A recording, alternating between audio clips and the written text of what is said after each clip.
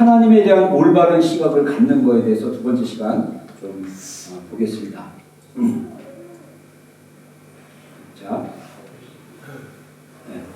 자, 우리 제가 요거를 좀 몇 번 더 설교를 해야 돼가지고 제목이 좀 길어서 제가 이렇게 우리 한국 사람들이 이게 앞자를 잘 이렇게 끊어서 하잖아요. 그래서 하올시 수 하나님에 대해 올바른 시각을 갖는 거 하올시. 그래서 이제 두 번째 시간으로 좀 여러분과 나누고 싶은데, 지난 주일날 우리 인간의 깊은 욕구, 필요가 있다고 했습니다. 그것은 하나님의 형상으로 지음을 받았기 때문에 모든 인간은 그런 욕구를 가지고 있다는 거죠. 그 첫 번째가 뭡니까? 소속감의 필요성입니다.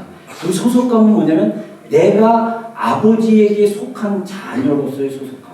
그래서 우리가 이 소속감이 해결되지 않으면, 우리가 가정 안에서도 이 소속감이 해결되지 않으면 가정 안에 깊이 이발로되지 않고 겉돌 수밖에 없는 것이고, 그래서 우리가 이 땅에 살면서 하나님을 아버지로 경험되어지고 내가 하나님의 자녀됨을 경험하지 않으면, 이 필요가 정말 살아계신 하나님으로부터 경험되지 않으면 우리는 고아와 같이 살아가는 거죠. 그래서 우리가 이 땅에서 고아처럼 아버지의 도움 없이, 부모님 도움 없이 내 힘으로 계속 삶을 살아가야 되는 고달픈 그런 인생과 같이 살아갈 수 있다는 것입니다.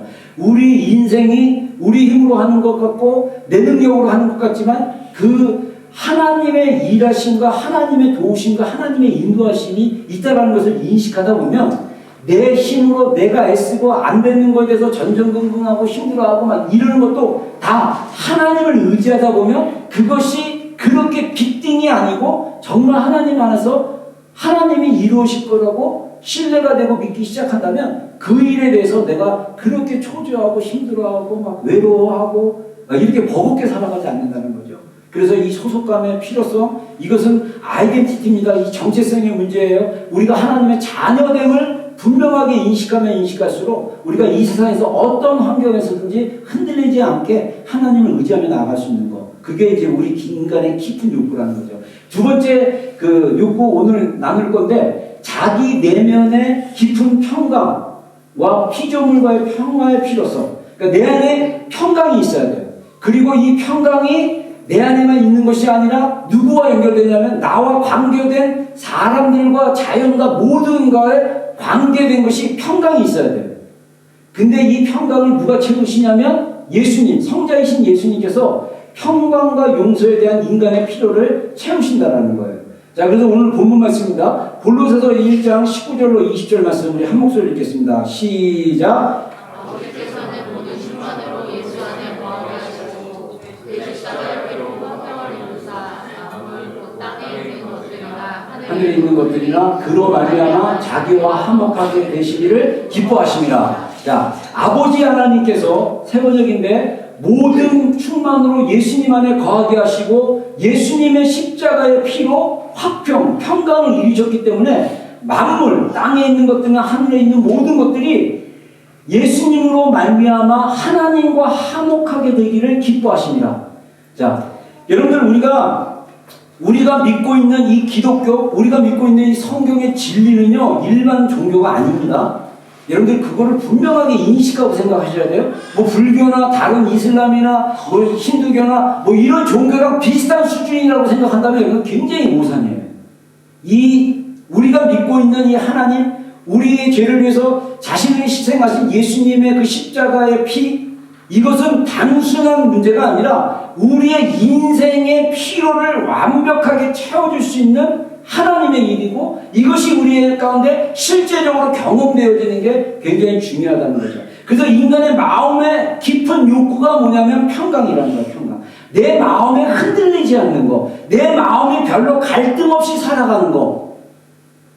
여러분들 살다 보면 맨날 직장 가는 것도 갈등이고, 사람 만나는 것도 갈등이고, 일하는 것도 갈등이고, 교회 오는 것마저도 갈등이고, 내 마음에 계속 부대끼고 힘들어하면 어떻게 되는 겁니까? 그 인생이 행복하겠습니까?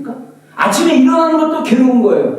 밤에 자는 것도 괴로운 거예요. 내 마음속에 뭔가 평강이 없으므로, 내 안에 하나님이 주신 그 평강이 없으므로 내가 계속 괴로울 수밖에 없다라는 거예요.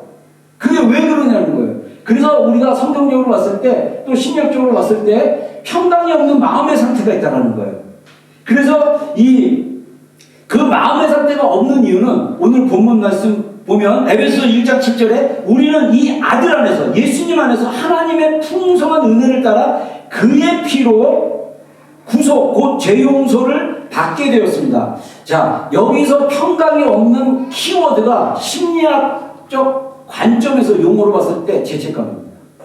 죄책감이라는 것은 뭐냐면요, 내가 의롭지 못하다는 거예요. 내가 늘 죄가 있다는 거예요. 그리고 이 죄책감이 뭐와 또 연결됐냐면 용서하고도 연결되어 있습니다.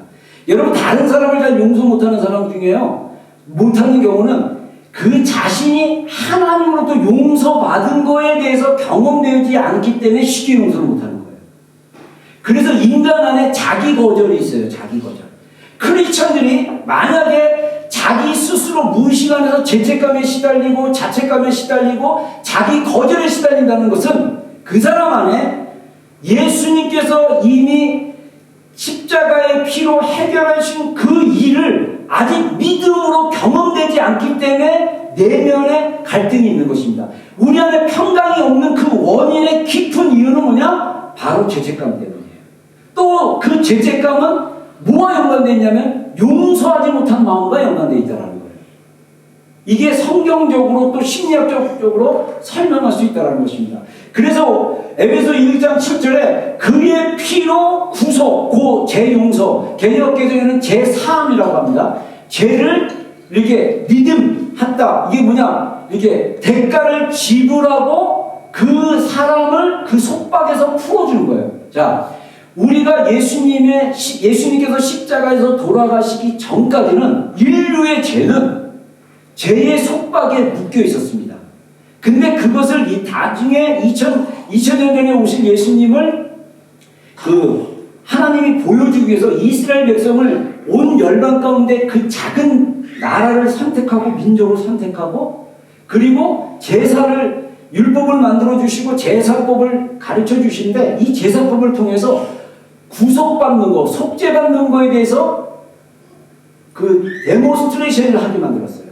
그리고 이제 히브리서 10장에 말씀하신 것처럼 하나님의 어린 양이신 예수님께서 단번에 속죄제물로 희생제물로 희생하심으로써 우리 인류의 죄를 갖다가 완전히 끊어놓고 그곳에서부터 이렇게 구원해낸 거예요.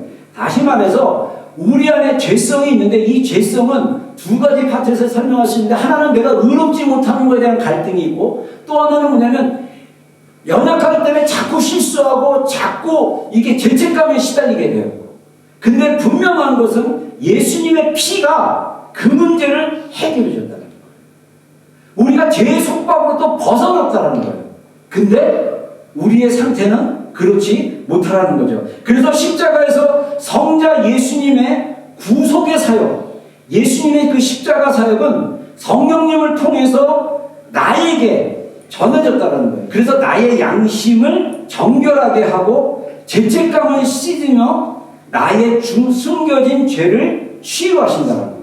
자, 우리 안에 양심이라는 게 있어요. 이 양심은 또 뭐와 연관되어 있냐면 우리의 의식과 연관되어 있습니다. 그래서 이것이 또 뭐와 연결되어 있냐면 우리가 의로운 것에 대한 것도 연결되어 있어요. 이게 다 연결되어 있는 거예요. 근데 이 우리의 양심을 깨끗하게 해주신 게 뭐냐? 우리의 행위가 아니라 예수님이 우리를 위해서 흘려주신 그 보혈의 피가 우리를 깨끗하게 해주신다는 것입니다. 근데 문제는 뭐냐? 현실은 정결된 양심이 아닌 거예요. 현실은 계속 뭘 해도 죄책감을 가지게 되고 제가 주보에는 그렇게 올리진 않았지만 우리가 주중에 지금 양육을 하고 있습니다. 우리 형제들은 하자고 그랬는데 신청자가 없어셔가지고 제가 이번 턴에는 그냥 쉬기로 했어요. 근데 우리 자매님들 저녁 온라인으로 화요일 저녁에 모임이 있고 또 금요일날 오전에 이렇게 모임 양육 모임이 있습니다. 그래서 황성주 박사의 그 성경적 건강하게는 주제를 가지고 이제 우리가 이렇게 매주 한 40분짜리 영상을 보면서 이렇게 이제 보고 그다음 피드백하고 제가 질문을 준비해서 질문 나누고 막 이렇게 하고 있는데 제가 이제 요번 이제 화요일 팀은 요번 돌아온 화요일 팀은 이제 관계 치유 일을 하는데 제가 이제 그거를 못 본 영상이라서 제가 어제 한번 봤어요. 근데 거기서 되게 재밌는 얘기를 합니다. 황성주 박사가 서울대 의대를 나오고 암 전문이에요. 지금도 그 사랑의 병원 병원장입니다. 그래서 거기 영상에서 뭐라고 얘기했냐면 환자들이 이렇게 말기 환자 돼가지고 막 오신 분들이 꽤 많대요. 근데 이제 그렇게 얘기하는데 가족들 많이 데리고 온대요. 이렇게 아는 지인이랑. 그러면서 이분은 그냥 죄가 없어도 사실은 착한 분인데 암에 걸려가지고 막. 그런데 황 박사님 볼 때는 그러지만 그 안에서는 아니라는 거예요. 여러분, 우리 안에 숨겨진 죄가 있고 우리 안에 연약함들이 있으면 이게 뭐와 연관되냐면 우리의 마음과 영은요 몸과 연관되어 있어요. 물론 여러분들 유전적인 질병이 있을 수 있습니다. 우리가 유전적인 질병이 있을 수 있고 또 환경에 의해서 사고에 의해서 또 어떤 음식물이나 이런 어떤 여러 가지로 해서 병이 걸릴 수는 있어요. 근데 우리가 하나님이 우리에게 주신 인간의 몸 자체가 타락해서 병이 온 것이 타락하기 전에 에덴 동산에 창조했던 아담과 하와는 질병이 없는 사람이었어요. 그래서 사실은 아담은 여러분 우리가 성경에서 제일 오래된 사람이 누굽니까? 네 글자인데 무시인데 무드셀라 989세예요. 제가 예전에 깜짝 놀랐어요. 나는 성경에서 제일 오래된 사람이 989세 갖고 무드셀라 그래서 거의 900살을 가까이 1000살을 가까이 살았는데 아담이 몇 살까지 사신 줄 아세요? 거의 900살까지 사셨어요. 1000년을 거의 가까이 사셨다는 거죠. 근데 우리의 인생이 우리가 죽으면 먼지처럼 사라지고 아무 의미가 없습니까? 아니면 영원히 삽니까? 영원히 살죠. 여러분 이게 너무 신기한 거예요. 여러분 인생은요 정말 하나님을 깊이 경험하게 되고 하나님 안에 들어가게 되고 하나님의 신비 안에 들어가게 되면요 우리의 구원부터 시작해갖고 하나님이 우리를 위해서 이루신 일들이 어마어마한 것들을 우리가 볼 수 있다는 것입니다. 그래서 이 황 박사님 무슨 얘기를 하냐면요 뭐 면역계 질환, 뭐 신경 질환, 뭐 내분비 질환, 이 몸 안에 질환이 한 7, 8개 있는데 이게 뭐 다 연관되면 분노와 연관되어 있고 아무튼 우리의 감정하고 다 연관되어 있어요. 제가 기억이 갑자기 안 납니다. 우리의 질환이 자가 면역 질환 이런 분들은 누른대요. 그리고 이렇게 분노를 잘하면 제가 좀 외향에 의해서 분노를 이렇게 하거든요. 근데 이게 심하면 뭘로 되냐면 심장 질환으로 갈 수 있대요. 우리 아버님이 좀 심장이 안 좋으셨거든요. 그리고 자기를 누르고 모든 것을 다 자기 죄로 다 자기 연약함을 받아들여가지고 뚜껑 있는 사람들 자가면역 질환 억압하면 그러면서 병이 생긴다는 거예요. 여러분 아까 얘기했지만 우리에게 몸에 있는 질병들은 유전적이고 환경적이고 또 우리 생활의 불규칙이나 이런 것들로 생길 수 있어요. 근데 우리가 규칙적이고 환경적으로 괜찮은 환경에서 자라고 우리가 이렇게 된다면 우리의 몸은 건강해져요. 근데 이 건강해질 수 있는 그 방어막이 뭐냐? 그것은 바로 우리가 하나님 앞에 회개하고 우리가 하나님 앞에 하나님의 말씀으로 이렇게 제대로 된 삶을 생각을 하고 제대로 된 감정을 느끼고 살아간다면 우리가 몸이 이렇게 되게 건강해져요. 모세는 80세에 눈이 새하얘지지 않았다고 합니다. 진짜 저도 이제 노안이 오긴 했는데 그래서 어떤 분은 정말 믿음이 좋아가지고 나는 노안이 안 올 거로 안 믿고 있는데 결국은 오셨지만 중요한 거는 정말 하나님의 은혜 안에서 우리의 몸이 더 이렇게 부패되고 상하지 않고 우리의 몸이 더 건강을 유지하며 살아갈 수 있다는 거예요. 여러분 이게 뭐와 연결되냐면 숨겨진 우리의 죄성, 우리의 죄책감, 용서하지 못하는 마음 이런 것과 다 연결돼요. 여러분 이것을 하나님 앞에 해결하는 우리 성도 여러분들이 되기를 주님으로 축원합니다. 이미 십자가 안에서 이 일을 다 해결하셨다라는 거예요. 그래서 우리의 현실이 평강이 없고 죄책감과 내 안에 있는 죄들이 고름으로 가득한 주머니처럼 되어버려서 갈등, 열등감, 그래서 막 그냥 고립감, 막 이런 어떤 다양한 심리적 어려움을 겪게 된다고 합니다. 그래서 우리의 마음에 겪고 있는 이 갈등의 요인은 뭐냐면 바로 죄책감, 용서되지 않는 그런 마음과 연결되어 있다는 거죠. 그리고 하나님께서 우리 하나님의 형상 창조받은 우리에게 아까부터 얘기했지만은 의롭게 되기를 원하시요. 그래서 우리 인간 안에 기본적인 욕구 중에 하나가 뭐냐면 의로워지는 거에 대한, 예를 들어 물론 나쁜 사람들은 죄 짓는 것을 너무 쉽게 한다고 합니다. 근데 보통의 사람들은 그래도 양심이 있기 때문에 죄 짓는 것을 꺼려하는 경우가 굉장히 많아요. 근데 지금은 문화 자체가 굉장히 안 좋아요. 제가 그러다 보니까 또 누구랑 대화했던 거 생각나네. 영국에서 이민 온 지 80년대인가 이민 오신 한 50대 분이 있었는데, 그분이 내가 아는 지인한테 그런 얘기를 했대요. 일터에서 얘기했는데, 지금 자기가 그 80년대 이 뉴질랜드로 이민 올 때만 해도 남자가 혼자 밤에 못 돌아다닌대요. 그룹을 지어서 다녔대요. 왜 그렇겠어요? 나쁜 사람들이 꽤 많았다는 거죠. 여러분, 어느 도시는 되게 위험하고 어떤 도시는 그래도 안전하고 뭐 이런 경우도 있어요. 근데 이런 것들이 다 뭐와 연결되냐면 우리 안에 있는 죄성과 연결되어 있다는 거죠. 그래서 이런 정말 우리 크리스천들은 정말 이 예수님께서 십자가로 우리의 죄책감을 해결하시고 우리를 죄의 속박으로부터 자유케 하신 것을 믿고, 우리가 여전히 연약하지만 그 연약함을 가지고 누구에게 나가냐면 예수님께 나감으로써 예수님이 주님의 보혈로 우리를 덮어주신다. 로마서 5장, 이따 말씀 좀 나누겠지만 로마서 5장 20 중간 뒤쪽에 보면요, 하나님께서 예수 그리스도라는 우리에게 죄를 관과하셨다. 그런데 이 관과라는 게 뭐냐면 그냥 무시하셨다. 이 말은 다른 말로 얘기하면 우리의 죄를 주님의 예수님의 피로 덮으셨다라는 거예요. 그래서 예수님의 피로 덮었기 때문에 우리의 죄가 그냥 하나님 보시기에 심판의 죄가 아니라 그냥 넘어가시는 죄라고 로마서 3장에 표현하고 있습니다. 그래서 우리가 의롭게 됐다라고 성경이 말하고 있습니다. 우리는 의로운 존재예요. 우리는 이미 하나님의 평강이 있는 존재입니다. 근데 우리의 현실은 그렇지 못하는 게 우리 인생이 힘든 거예요. 우리 안에 일어나는 수많은 갈등들, 이게 어떻게 해결이 가능하냐? 평강으로 가능한데, 그것은 우리 안에 있는 죄책감, 우리 안에 계속 나를 괴롭게 하고 힘들게 하고 갈등을 가지게 하는 그 내 안에 무의식안에 숨겨지고 막 이랬던 것들이 하나님 안에서 해결돼야 돼요. 이거는 내 힘으로 절대 해결해 줄 수 없습니다. 내가 행위로 뭘 착한 일을 해서 하면 해결될 거라고 그러는데 절대 그러지 않아요. 하나님의 전적인 은혜로만 가능합니다. 그 일을 누가 하셨냐? 예수 그리스도가 하셨더라고요. 예수님께서 2000년에 인간의 몸으로 오셔가지고 우리의 죄를 대신하여 죽으심으로, 그래서 그 죄값을 예수님이 지불하신 거예요. 그래서 우리가 자유케 된 것입니다.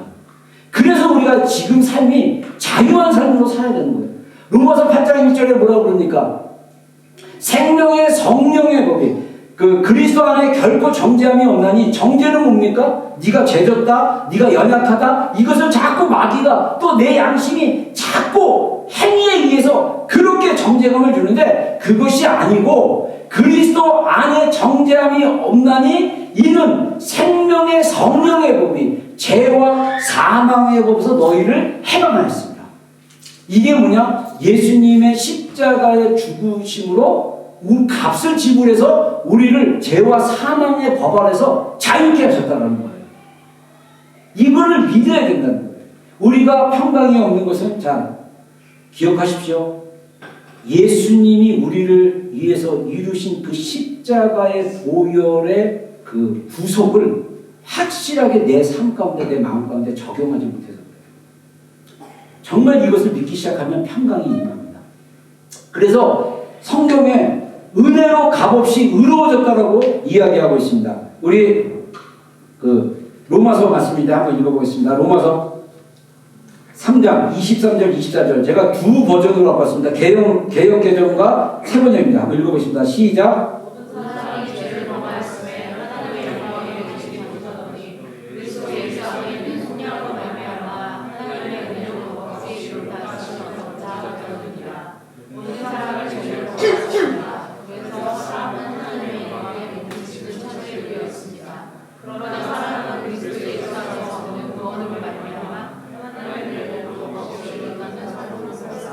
네. 자, 로마서 8장 23절 제가 아직도 이 구절을 보면 항상 생각하는 게 뭐냐면 제가 이제 그 84년도 이렇게 딱 처음 입었을 때 전도 실습을 했어요. 근데 제가 예전에도 얘기했지만은 제가 신학 공부 9년 동안 딱 한 과목 페일했습니다. 전도 실습. 근데 그 전도 실습하기 위해서 성경 구절, 복음에 관련된 구절을 했을 때 꼭 이 구절이 들어요. 로마서 3장 23절 모든 사람이 죄를 범하였습니다. 그래서 선생님도 죄를 범했습니다. 그래서 예수님께서 우리 죄를 위해서 돌아왔습니다. 이렇게 전도하는 건데 그 딴 거 아니라 전도라도 시도해봐가지고 레포트를 써야 될 때 제가 굉장히 외람적인 사람이잖아요. 그게 활성화가 안 돼가지고 대학교 다니면서 서울에서 대전까지 기차를 타고 다니고 고속버스를 타는데 꼭 옆에 누가 있거든요. 그러면 기도를 해요. 주님 오늘 꼭 옆에 있는 사람들에게 전도를 실습할 수 있도록 도와주세요. 그럼 또 그날은 또 딱 기도했잖아요. 그럼 말 걸면 되잖아요. 부끄러워서 발음을 걸었어요. 나 좀 이따가 해야지. 근데 좀 이따 주무시는 거예요. 그럼 깨면 해야지. 근데 벌써 도착했어요. 그래서 사실은 딱 앉았을 때 말을 걸어야 되는데 그때는 그렇게 숫기가 없어가지고 안 믿어지겠지만 저도 그런 제 모습이 잘 믿어지지가 않아요. 시험 보고 뭐 이런 건 다 패스를 했는데 실습이기 때문에 그거를 못해가지고 제가 F 맞고 군대 이렇게 곤청 차고 군대 나갔잖아요. 그래서 다시 이제 재수강해가지고 제가 이제 학교를 졸업을 했는데 여러분 이 모든 사람이 죄를 범하였다는 이 전제 이것은 아담의 타락의 결과입니다. 그리고 나서 하나님께서 우리에게 예수님께서 그리스도 안에 있는 그 속죄 그 구속으로 말미암아 십자가를 통해서 우리를 갑증을 해가지고 하나님의 은혜로 의롭다 하심을 얻는 자가 되게 하셨다. 자, 그래서 내가 연약해서 실수도 합니다. 연약해서 또 죄책감에 또 눌려가지고 막 우울해지고 막 몸에 병이 생길 정도로 괴로워요. 아직 생각나는 게 이 미워하면 이게 또 관절 쪽에 또 이게 안 좋다고 막 그러니까 질환이. 근데 정말 이런 병이 있어요. 내가 너무 이 마음의 감정을 해결하지 못함으로 몸에 질병이 생겨가지고 내가 연약감 가운데 있습니다. 그래도 그때 다시 믿으면 돼요. 십자가의 중심으로 돌아와서 예수님께서 나의 이 연약함을 해결하심을 믿으면 되는 거예요. 그게 믿어지면 마음에 있는 죄가 예수 그리고 회개할 것 아직도 미움을 붙잡고 있는 그 연약함을 하나님 앞에 회개하고 내가 붙잡고 있는 이 집착 그 미움 그 용서하지 못하는 마음 이런 것들을 하나님 앞에 회개하고 예수님의 보혈을 믿고 선포하고 그 믿음이 내 안에서 실제화돼서 그래서 내 안에서 몸에 실제화되는 것은 마치 우리가 약을 먹으면 그 약이 입으로 들어가서 몸 안에 있어갖고 어느 정도 시간이 지나면 약효가 나서 우리 몸에 그 질병을 치유하듯이 그렇게 우리를 치유하신다는 거예요. 그게 되면 우리가 우리 안에 있는 질병도 또 함께 치유가 가능해진다는 것입니다. 그래서 우리가 예수님께서 십자가에서 흘리신 피로 이미 용서를 받았고 갑집을 구속함을 받았기 때문에 다시 예수님의 피값으로 우리의 죄가 용서되었음을 이게 계속 고백하고 믿음으로 받아들이는 거예요. 그래서 여러분 우리가 의로운 존재입니다. 의로우려고 자기를 증명하고 자기가 의롭다라는 것을 인정받으려고 애쓸 필요가 없어요. 존재적으로 우리는 사랑받는 존재고 존재적으로 우리는 값없이 의롭다 하심을 받은 존재입니다. 여러분 이게 진짜 믿어지기 시작하면 우리 안에 실수할 수 있어요. 저도 실수 특히 말로 또 이렇게 가끔 실수합니다. 우리 사랑하는 아이들임에도 불구하고 제가 우리 셋 중에 한 명에게 특별히 제가 자주 하는 말이 있습니다. 너는 아빠의 페이버원이라고. 막 그렇게 자주 해요. 그러다가 또 이렇게 뭐 실수하다가 제가 말로 또 실수할 수 있어요. 그러면 애가 기분이 아빠가 좀 약간 실수한 말로 기분이 나쁠 수 있죠. 되게 미안한 마음이 전에는 그게 상처를 준다라고 생각도 못했는데 이제는 감사하게도 제가 좀 바뀐 지 이렇게 딱 캐치가 돼요. 그래서 미안한 마음이 딱 들면 가서 또 미안하다고 사과를 하죠. 근데 만약에 제 안에 죄책감이 있어가지고 내가 또 실수했어. 넌 이중신격자야. 애한테 막 이러면서 또 그런 실수 나고 그러니까 이런 것 자체가 자기 중심으로 돌아가는 거예요. 아, 내가 정말 실수를 했구나. 하나님 앞에 죄송합니다. 기도하고 또 가서 사과하고. 그러면 그 실수한 것을 갖다가 해결해야 돼가지고 갈등을 겪고 힘들어하고 괴로워하고 이렇게 살지 않아도 된다는 거예요. 하나님이 이미 복음으로 길을 내주셨어요. 웨이메이커, 미라클 워커, 할렐루야. 우리가 매일매일 기적 가운데 살아갈 수 있습니다. 매일매일 감사하며 기도하며 살아갈 수 있다는 것입니다. 그래서 이 요한복음 로마서 3장 이 말씀이 굉장히 중요한, 그래서 우리가 이 깊은 이 진실하고 깊은 평강이 나의 그 마음속에 양심에 이렇게 용서하는 것을, 내가 하나님부터 정말 제가 용서받았고 내가 또 다른 사람을 용서할 때 경험됐을 때 우리가 또 하나님의 평강을 경험할 수 있다고 합니다. 여러분, 하나님이 여러분을 용서하셨던 거 한번 경험해 보셨어요? 아까 존 파이퍼 목사님, 제가 이 영상을 한 1년 전에 한번 보여줬던 것 같아요. 존 파이퍼 목사님이 하나님을 기쁘시게 하는 거, 이거를 많은 믿는 사람들이 잘 모른다라는 거예요. 근데 믿는 사람들이, 미국에 믿는 사람들이 피자 좋아하나 봐요. 피자의 그 맛을, 기쁨, 피자를 먹으면서 그 기쁨, 그 다음에 축구, 미식 축구, 그거 하면서 느끼는 기쁨이 있는데 왜 하나님과의 관계 안에서 피자를 먹으면서 느꼈던 그런 기쁨이나 즐거움, 축구를 보면서 그 미식 축구를 보면서 느끼는 그 기쁨과 즐거움을 느끼는데 왜 하나님에 대해서만 우리가 그런 기쁨과 즐거움을 못 느끼는가? 그거에 대해서 도전하시잖아요. 그것은 바로 예수님이 얼마나 보배로운 분이신지, 예수님이 나의 죄를 위해서 해결하신 그 십자가의 사랑이 얼마나 소중하고 보배로운지를 발견해야 우리 안에 기쁨이 넘칩니다. 마태복음 13장에 하나님의 나라는 이렇다라고 얘기하면서 그 중에 하나가 뭐냐면, 어떤 사람이 자기 밭에 가서 무엇을 발견하냐? 땅 속에 묻힌 보화를 발견합니다. 그 보화를 발견하니까 이 사람이 집에 들어와서 온 재산을 다 팔아서 그 밭을 삽니다. 왜냐하면 그 밭을 사야 그 보화가 자기의 소유권이 되기 때문에. 여러분, 우리가 왜 하나님 앞에 그렇게 헌신되지 못한 삶, 왜 하나님 앞에 올인되고 집중하지 못하냐? 우리 안에 아직도 예수님께서 우리 가운데 이루신 그 십자가의 사랑이 너무 보화와 같이 나의 전 생애를 들여서 그 예수님의 나를 위해서 이루신 그 놀라운 십자가의 사랑의 복음을 내가 경험하지 못했기 때문에 내가 내 인생을 올인하지 못하고 세상 말로 양다리를 거치며 사는 크리스천들이 꽤 많다는 거죠. 여러분, 진짜 우리 인생의 행복이 예수님께 있습니다. 아멘. 우리가 그분께 올인할 수 있어야 돼요. 근데 이게 억지로 되는 게 아니더라고요. 중요한 거는 예수님께서 2000년 전에 이루신 일을 믿으면 되는 거예요. 그게 믿고 경험되어지면 자연스럽게 올인하게 돼 있어요. 올인한다는 것은 여러분들이 저처럼 목사가 되고 선교사가 되고 이런 걸 의미하는 게 아닙니다. 정말 예수님 중심으로 인생을 살아가는 것을 이야기합니다. 제가 그래서 로마서 3장 25절부터 제가 세 번역으로 28절까지 한번 읽어볼게요. 이 예수를 하나님이 그의 피로서, 예수님의 피로서 믿음으로 말미암는 화목제물로 세우셨으니 이는 하나님께서 길이 참으시는 중에 전에 지은 죄를 간과하심으로, 자, 이것은 피로 덮어서 넘어가셨다라는 거예요.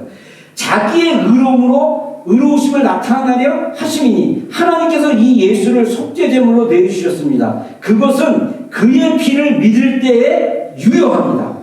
예수님의 피가 나의 죄를 해결하셨고 나를 죄의 속박으로도 자유케 하셨다는 것을 믿을 때 유효하는 거예요. 이게 믿지를 않으면 유효가 안 되는 거예요. 다시 말해서 이 약을 먹으면 감기가 날 수 있다라고 믿어야만 그 약을 먹을 수 있어요. 안 믿으면 절대 안 먹습니다. 물론 믿음 없을 때 그냥 먹기도 하긴 하는데, 중요한 것은 믿었을 때, 그리고 믿고 그 약을 먹었을 때 약이 효과가 있듯이 우리가 이것을 믿을 때 유효하다는 거예요. 하나님께서 이렇게 하신 것은 사람들이 이제까지 지은 죄를 너그럽게 보아주심으로써 자기의 의를 나타내시려는 것입니다. 자, 로마서 3장에서 왜 자꾸 하나님께서 우리의 죄를 용서하시는 것을 자기의 의라고 말씀하실까요? 자, 하나님이 예수님 오시기 전에 율법을 주셨습니다. 모세를 통해서. 자, 모세를 통해서 주셨지만 그 율법은 갈라디아서 말씀처럼 믿음의 때, 하나님의 때가 오기까지 그 율법은 그냥 있는 거예요. 그래서 믿음의 때 예수님께서 여자의 몸으로 나시고 그 율법이 이제는 우리를 자유케 하는 그 아들이신 예수님으로 말미암아 율법이 하나님의 사랑으로 완성됐다라고 갈라디아서도 말씀하시고 사도 바울 서신서에 강조하고 있습니다. 율법의 완성은 사랑이다. 그 사랑을 누가 완성하셨습니까? 하나님이 완성하신 거예요. 하나님이 우리가 연약해서 그 율법을 지킬 수 없는 것을 아시고 로마서 8장 2절 3절에 율법이 연약하여 그것을 할 수 없음을 보시고 하나님의 아들이신 예수 그리스도가 육신의 몸으로 오셔서 율법에 나오는 저주를 다 받으신 거예요. 그래서 율법의 저주를 예수님이 다 받으심으로 그 저주는 예수님의 그 십자가의 죽음으로 해결됐어요. 그래서 우리는 이제는 더 저주받는 인생이 아니라 하나님의 풍성한 은혜 안에서 축복을 받는 그런 인생이라는 거예요. 근데 아까도 얘기했지만 많은 크리스찬들이 삶 속에서 저주에 임한 것 같은 삶을 살아요. 그게 뭐냐? 예수님께서 우리를 위하여서 행하신 그 십자가의 피에 대해서 우리가 확실하게 믿지 않기 때문에 계속 우리 안에 갈등이 생기고, 그것이 또 제가 아까 얘기하면서 또 그 심리학적 용어로 또 그 죄책감이 주는 심리학적인 그 상태가 열등감이라고 합니다. 열등감. 그 열등감, 우리 안에 열등감이 있어요. 왜냐하면 내가 연약하다고 생각하니까, 내가 부족하다고 생각하니까, 내가 저 기대에 미치지 못하고 생각하면 어떻게 됩니까? 열등감이 생기죠. 그래서 또 어떤 사람은 너무 우월감이 강해요. 그래서 열등감과 우월감은 똑같습니다. 그 안에 연약함, 죄책감 때문에 나오는 심리적인 반응이라고 합니다. 교만, 또 수치심 다 연결되어 있어요. 그래서 중요한 것은 우리가 이미 십자가로 그 문제가 해결됐다. 우리가 할 수 있는 것은 믿음으로 십자가를 계속 고백하고 그것을 위해서 살아가는 것입니다. 그래서 그 다음에 26절에 하나님께서 오래 참으시다가 지금 이때 자기의 의로움을 나타내신 것은 하나님은 의로우신 분이라는 것과 예수를 믿는 사람은 누구나 의롭다고 하신 것을 보여주시려고 하시는 것입니다. 자, 하나님이 오래 참으신 것은 예수님이 십자가에서 죽으시기까지 오래 참으신 거예요. 그리고 나서 하나님 자신이 인류의 죄를 용서하시고 관가하신 이유가 예수님의 피로, 그래서 우리가 행위로 이것을 해결받는 게 아니라 하나님께서 예수님을 통해서 해결해 주셔서 하나님이 의로우신 분입니다. 하나님이 의롭다고 우리가 고백을 한다는 것은 뭐냐면 하나님이 우리의 죄를 우리가 지옥 가고 저주 안에서 인생을 지옥같이 살아갈 수밖에 없는 인생인 것을 우리를 사랑하셔서 우리를 건져내신 것. 근데 내가 한 것은 그 은혜로 인하여 믿음으로 그냥 믿은 거예요. 이게 너무 놀라운 거예요. 근데 이게 진짜 하나님이 값없이 주신 은혜, 값없이 주신 사랑, 이게 진짜 믿어지기 시작하면요, 우리가 찬송가 가사처럼 십자가의 공로, 십자가에서 이루신 외에 내가 자랑할 것이 없다라는 고백이 우리의 고백이 될 수 있어요. 이 싸움을 하는 것입니다. 그래서 21절에 그렇다면 사람이 자랑할 것이 어디 있습니까? 전혀 없습니다. 무슨 법으로 의롭게 됩니까? 행위의 법으로 됩니까? 아닙니다. 믿음의 법으로 됩니다. 사람이 율법에 행위하는 상관없이 믿음으로 의롭다라고 인정을 받는다고 우리는 생각합니다. 근데 세 번역에서 좀 아쉬운 게 생각합니다. 근데 제가 영어 버전 또 성경을 보니까 conclude, maintain. 그래서 이 conclude 뭐냐면 우리가 하나 믿음으로 사람이 율법에 행위하는 상관없이 믿음으로 의롭다라고 인정받는다라고 결론이 났습니다. 그리고 이 인정받은 걸로 계속 유지된다라고 말씀하십니다. 이렇게 믿으시면 되는 거예요. 우리의 행위로 율법의 행위로 의로워진 것이 아니라 믿음으로 의롭다고 인정을 받는 것입니다. 그래서 우리가 십자가로 다시 돌아가야 돼요. 우리의 믿음이 십자가의 중심으로 다시 돌아가야 됩니다. 그래서 십자가에서 이루신 일.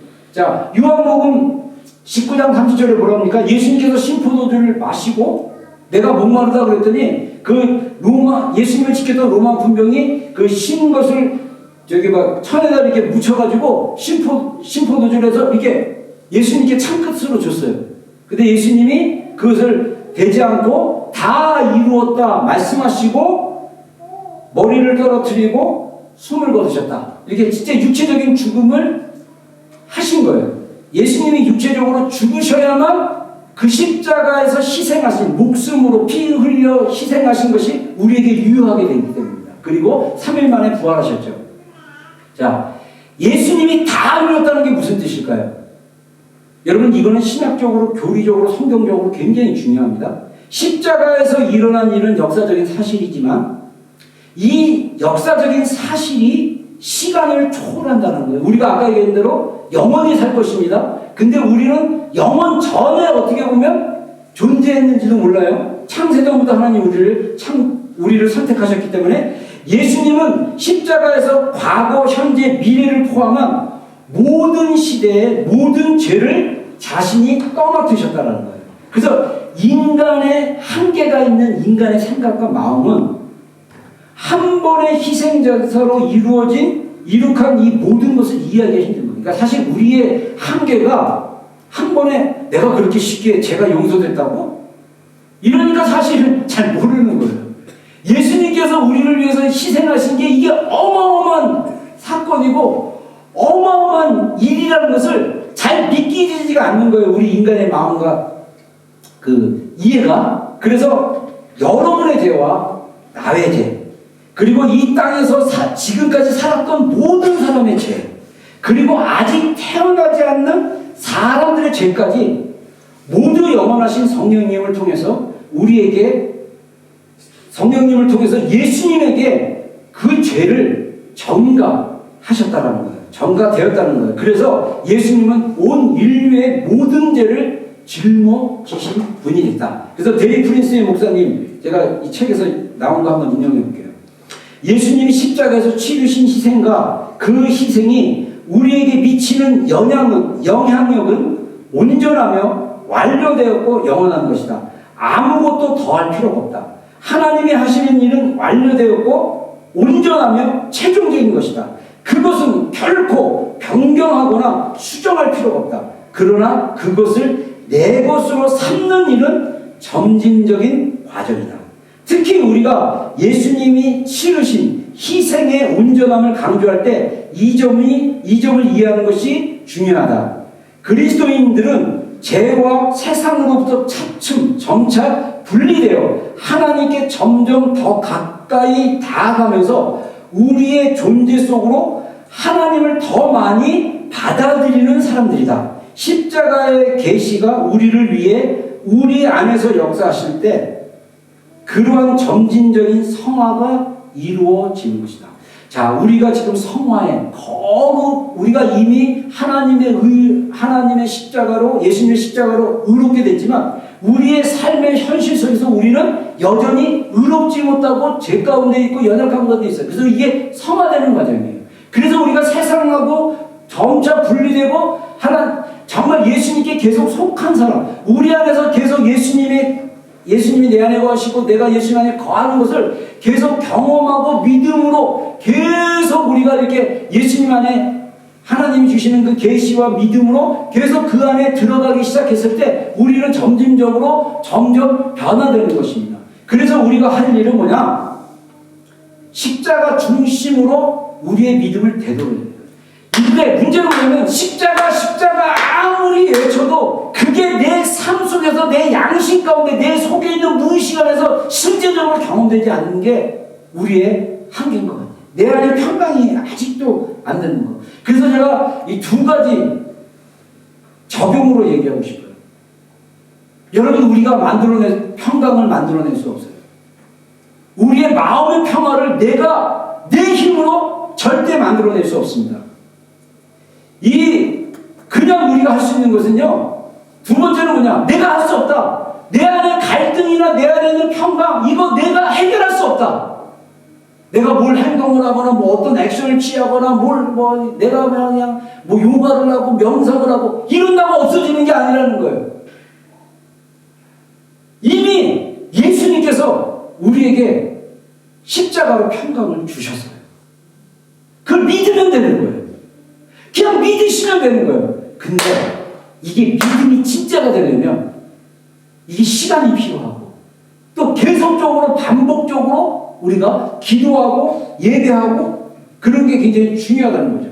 그래서 저는요, 여러분들에게 권하고 싶은 게, 이게 럼브란트라는 네덜란드 화가가 그린 십자가에 달리신 그리스도 이 그림이라고 합니다. 원래 밑에까지 했는데 너무 이렇게 제가 구글에서 찾아볼 때 이 얼굴이 잘 안 나오고 그냥 멀리서만 보여서 제가 좀 얼굴이 이렇게 나온 모습으로, 럼브란트가 또 그린 예수님의 얼굴이 있어요. 근데 럼브란트가 예수님, 이제 하나님께서 주신 영감으로 이렇게 그린 것도 있는데, 예수님께서 십자가에서 달리신 거, 여러분들 정말 진지하게 여러분의 믿음이 십자가 중심으로 바뀌려면요, 되돌아가려면 여러분이 정말 이 십자가를 실제적으로 믿고 있느냐. 그래서 예수님이 요한복음 6장에서 말씀하셨죠. 내 살을 먹고 내 피를 마시지 아니한 자, 내 살을 먹고 내 피를 먹는 자에 대한 얘기를 합니다. 이것은 경험을 얘기합니다. 그러면 이 경험이 믿음으로 고백하고 깊은 경험이 없으면 구원을 못 받은 겁니까? 그건 아니에요. 우리의 구원의 경험이 더 깊어지는 게 필요합니다. 우리의 구원, 우리가 정말 예수님께서 나를 위해서 행하신 일, 내 안에 있는 소속감의 문제, 그 다음에 내 안에 있는 이 평강의 문제, 내 안에 있는 어떤 용서의 문제, 이런 문제를 위해서 하나님께서, 이 삼위일체 하나님께서 역사하시고 일하기 시작하셨다는 거예요. 이미 하셨다는 거예요. 근데 이것을 우리가 믿었을 때, 아까 얘기한 대로 약을 먹는 것처럼 약을 먹을 때, 믿음으로 약을 먹을 때 효과가 나기 시작합니다. 그래서 여러분들, 우리가 정말 개인적으로 골방에 가고 또 예배하고 함께 기도하는 자리에 모여서, 예배하는 자리에 모여서 예배하고 기도하고 찬양하고 또 삶 속에서 또 어려운 사람을 도와주고, 우리가 사실은 하나님을 만나는 방법이 굉장히 다양해요. 근데 우리의 마음이 항상 뭐에 집중해야 되냐면 예수님께 집중해야 된다는 거죠. 그래서 여러분들, 예수님의 십자가를 한번 묵상해 보십시오. 제가 이렇게 묵상하면서 놀랬던 게 뭐냐면, 제가 이제 전에 이렇게 여러분들 이제 설교 중에 우리 뇌는 기억을 사진 찍기 시작한다고 했잖아요. 그래서 우리의 그 거울신경이라는 게 있어갖고 대뇌 쪽에, 그래서 우리가 상쪽 이렇게 어떤 장면이 떠오르거나 어떤 사람을 보거나 누구를 어떤 것이 느껴지면 그게 감정에서 막 내 신경이 어떻게 그걸 딱 알아차려가지고 막 우리 감정을 막 가슴을 뛰게 하거나 막 우울하게 만들거나 막 불안하게 만들거나, 이렇게 다 뭐냐면 내 신경에 이미 입력된 내 이미지가 있기 때문이에요. 그거를 바꾸셔야 된다는 거예요. 뭘로? 말로. 우리 생각으로. 근데 제가 이게 침묵기도 이렇게 하면서 예수님의 이미지를 떠올리는데 아무것도 생각이 안 나는 거예요. 제가 깜짝 놀랐어요, 최근에. 이렇게 집중하기가 너무 힘들더라고요. 저는 이제 그 단어를 이렇게 예수님, 나의 사랑 안에 봐라, 이런 성경 구절 단어를 가지고 이제 계속 이렇게 묵상하려고 추라이 하는데, 이것도 막, 진짜 내가 평소에 생각이 없는 사람 같은데 생각이 막 기도하면 엄청 쏟아지고 막 그냥 너무 힘든 거예요. 근데 최근에 예수님의 얼굴을 한번 떠들었는데 기억나는 게 제가 이게 딱 각인된 어떤 게 없는 거예요. 그래서 아이디어를 내서 예수님이 십자가에 달리신 성화 같은 그림, 어떤 이런 그림들을 자주 보고 이렇게 눈을 감고 예수님께서 나의 십자가를 위해서 흘리신 거, 저는 이것을 사실은 예전에 경험을 했지만 여러분들 안에 도움을 주기 위해서 권하는 것입니다. 여러분, 예수님의 십자가를 묵상하십시오. 그리고 진지하게 내가 이 십자가에서 이루어진, 완전하고 이미 다 이루어지신 그 예수님의 보혈, 하나님이 이루어지신 일, 그래서 내가 불안한 거, 내가 갈등이 생기고 염려하고 걱정하고 우울한 거, 이런 것들은 다 이미 예수님의 십자가의 피로 해결되어야 한다. 그래서 내가 이걸 믿고 예수님의 피로 나를 새롭게 해주십시오. 정말 믿음으로 기도하고 고백하고 선포하고 그 싸움을 하셔야 되는 거예요. 중간에 힘들고 어렵고 해도 포기하지 마십시오. 중요한 것은 그 싸움에도 그 주도권을 성령님께 주셔야 된다는 거예요. 우리가 그것을 내가 이기려고 그래. 이기지 마십시오. 그냥 성령님께 다 손을 놓고 완전히 내려놓고, 성령님, 저는 연약합니다. 성령님, 저는 이것조차도 할 수 없습니다. 완전히 바닥에서 엎드려지는 것처럼 필요하다면 여러분 그냥 바닥에 그냥 엎드리세요. 그냥 엎드려고 십자가처럼 얼굴을 다 쳐박고 좀 그렇게 해보세요. 미안합니다. 얼굴을 묻혀서 그렇게 몸으로 하든 어떻게 하든 우리가 정말 이미 십자가에서 오는 걸 이루어주셨어요. 할렐루야! 그것을 믿으면 되는 거예요. 그게 실제가 되면 되는 것입니다. 그래서 나의 죄를 위해서 예수님께서 이렇게 피 흘려 돌아가셨구나. 이게 너무 보화같이 믿어지기 시작하면 내가 예수님으로 인해서 기쁨이 흘러나오기 시작합니다. 내가 그분을 위해서 너무 소중하게 생각해서 내가 그분에게 드릴 수 있는 내 인생, 내 모든 것을 다 드릴 수 있다고 생각하고 들려줬을 때 내가 붙잡고 있는 이 집착들, 이 세상에 붙잡고 있는 나를 괴롭게 하고 끊임없이 나를 넘어지게 하고 나를 힘들게 하는 그것들이 다 끊어지고 정말 예수님의 생명이 내 안에서 살아나고 기쁨으로 살아가는 거. 여러분, 이게 진짜 믿음의 생활입니다. 이게 바로 우리의 실제적인 신앙의 생활인 거예요. 우리 삶이 너무 풍부해요. 우리 삶이 너무 해야 될 일과 그런 일들을 쫓아다니고 있어요. 멈추셔서 예수님을 묵상하세요. 나를 위해서 2000년 전에 이루신 그 십자가, 과거 현재 미래까지 완성하신 다 이루신 예수 그리스도의 그 십자가의 능력과 은혜, 여러분 그것을 묵상하십시오. 나는 그것을 몇 프로 믿고 있는지. 여러분 안에 있는 불안, 여러분 안에 있는 이 부정적인 감정들, 생각들 이미 십자가에서 다 해결됐어요. 그거 내가 없앨 수 있습니까? 우리가 우리 생각을 컨트롤할 수 있어요? 학자들도 얘기하는 게 우리 생각, 인간은 자기 생각을 컨트롤할 수 없다고 그래요. 그래서 마인드 컨트롤은 거짓말입니다. 누가 우리의 생각을 주장하여 주시고 우리의 생각을 붙잡아 주십니까? 예수님이에요. 예수님이 이미 이루어주셨습니다.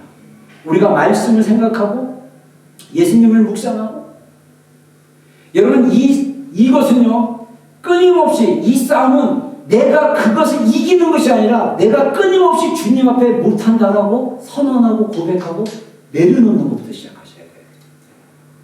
성령님이 우리 안에 역사하시기 시작하면 순식간에, 여러분 찰나예요. 찰나. 딱 깨달아지면 이랬구나. 빛이 들어오는 거예요. 내 어둠에 꽉 갇혀서 빛이 없는 것처럼 답답한 그 어둠 속에 빛이 들어오는 그 찰나.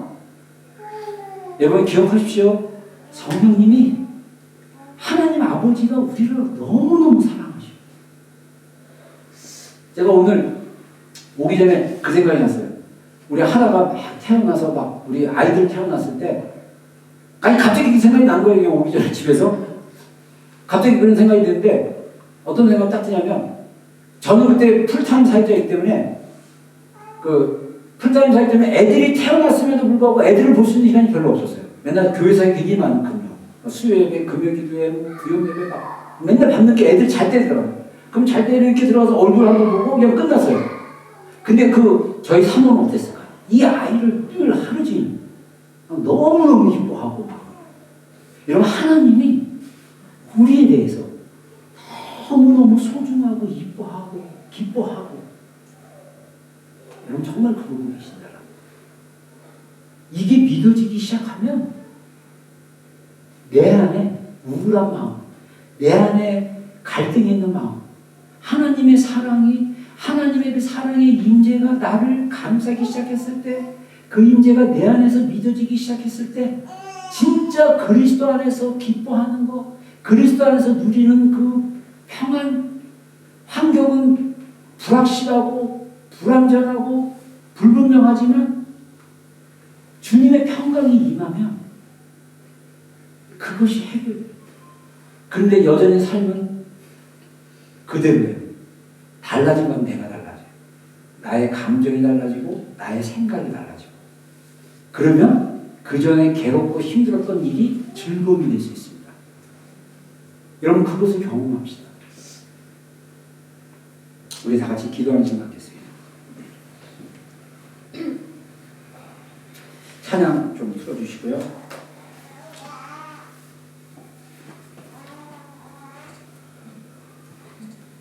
이미 2000년 전에 하나님이 이루셨습니다. 예수님께서 다 이뤘다고 그랬어요. 어떤 죄도 우리를 붙잡지 못합니다. 어떤 것도 우리를 속박하지 못합니다. 그게 육체적 질병이든 마음의 생각이든 우리의 습관적인 행동이든 그거는 다 예수님의 피값으로 지불되어서 이미 대가 지불이 돼서 우리가 그 속박으로부터 우리가 건져냄을 받았습니다. 우리가 그 인생을 살아야 됩니다. 예수님을 묵상하십시오. 예수님께서 2000년 전에 흘리신 그 보혈의 피가 여러분들에게 얼마나 믿음으로 믿어지고 있습니까? 그 사랑이 얼마나 믿음으로 경험되고 있습니까? 우리가 한 주간 또 계속적으로 예수님의 그 사랑, 예수님께서 나를 위해서 흘리신 그 보혈, 그 은혜를 좀 경험하게 해달라고 우리 주님의 이름 한번 부르고 우리 함께 합심으로 기도하며 나가겠습니다.